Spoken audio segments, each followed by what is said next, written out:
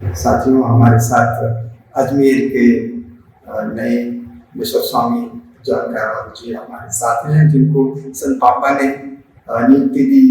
और संत पापा जब नियुक्त हुए प्रथम बार जब वो आए तो उन्होंने अपना सिर झुकाते हुए लोगों से आशीष मांगी और संत फ्रांसिस नाम चुना, जो कि संत फ्रांसिस असीसी के नाम से वो जाने गए।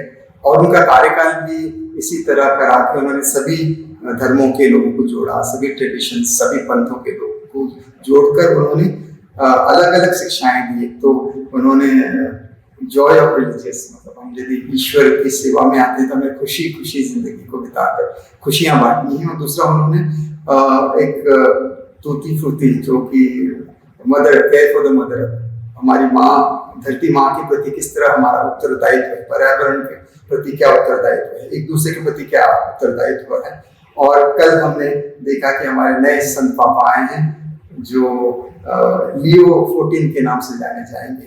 तो ये दो पोप की गरिमा में आप नए बिशप बन रहे हैं, तो आप किस तरह से देखते हैं कि आने वाले समय में हमारा देश जो अलग अलग जातियों में, अलग अलग धर्मों में जीता है, अलग अलग ट्रेडिशंस में, विविधताओं में जीता है, तो हमारी कैथलिक कलीसिया इसको किस तरह देखती है और कैसे आने वाले समय में हम एक दूसरे को जोड़ करके जिंदगी को आगे बढ़ाने का प्रयास करेंगे? आपने एक अच्छा सवाल किया। सवाल मुश्किल है, परंतु इसका जवाब इतना मुश्किल नहीं है, क्योंकि आज प्रचार प्रसार ये होता है कि मेरा धर्म, मेरी पहचान, मेरा मंदिर, मेरी जगह, मेरा पहनाव, इसके ऊपर ज्यादा जोर दिया जा रहा है। परंतु मैं संत पापा दोनों, मैं भी नए पापा को, संत पापा को इतना जानता नहीं, थोड़ा सा मैंने सुना है। वो भी गरीबों का और इन सभी बातों को वो सम्मान करते हैं और इसमें बहुत रुचि रखते हैं, उस बदलाव के लिए वो भी अभिरुचि रखते हैं। तो मैं ये सोचता हूँ, मैं हमेशा यही सोचने लगता हूँ, धर्म एक माध्यम है। धर्म कोई अपने आप में एक आखिरी गोल नहीं है। धर्म के माध्यम से हम ईश्वर के पास पहुंच रहे हैं। आखिरी में वो ईश्वर एक है, वो ईश्वर एक है, तो उस ईश्वर की संतान हमें अलग अलग डालियां हैं और एक ही तन से जुड़े हुए हैं। तो हमें ये एक रूढ़िवाद छोड़कर, भले ये कैथलिक धर्म में, मुझे वो रूढ़िवाद छोड़कर मुझे उदार मन का व्यक्ति बनना है, या हमको सबको अपनाना है। हो सकता है कुछ रीति रिवाज है हमें, ये मैं संदर्भ में, भारत के संदर्भ में बोलूंगा तो मैं, भारत देश एक सुंदर देश है। सुंदर इसलिए कि ये विविधता से भरा हुआ है।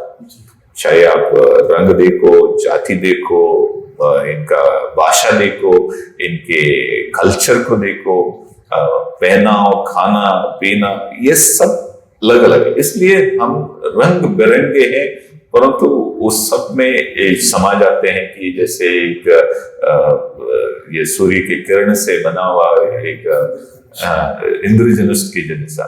तो ये सातों रंग या अनेक रंग मिलकर एक सुंदर रंग बन जाता है।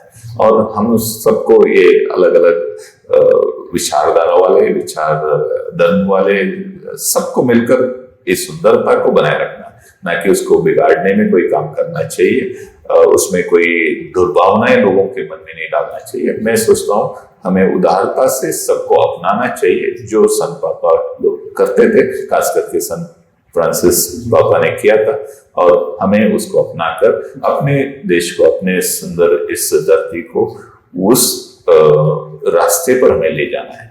मैं सोचता हूँ अजमेर डायसिस इसमें अगुवाई करेगी और सर्व धर्म में, सर्व लोगों में ये विश्वास करेंगे और सबका सहयोग लेकर आगे बढ़ेंगे। धन्यवाद। क्योंकि संत पापा फ्रांसिस के भी शब्द यही थे, शांति। और जब हमारे कल में पोप आए, उन्होंने भी शांति से ही शुरुआत की, और यीशु मसीह भी शांति के दूत, उन्होंने सारी मानव जाति के लिए अपनी जान की कुर्बानी दी। और वो तो यहाँ तक कहते हैं कि हमारा प्रेम यदि अपने मित्र के प्रति इतना है, यदि हम आहुति दे दें, तो वो सच्चा धर्म है, सच्ची कृपा है ईश्वर की, प्रेम, शांति, सेवा में हम आगे बढ़ते जाए। बहुत बहुत शुक्रिया, धन्यवाद। थैंक यू, धन्यवाद।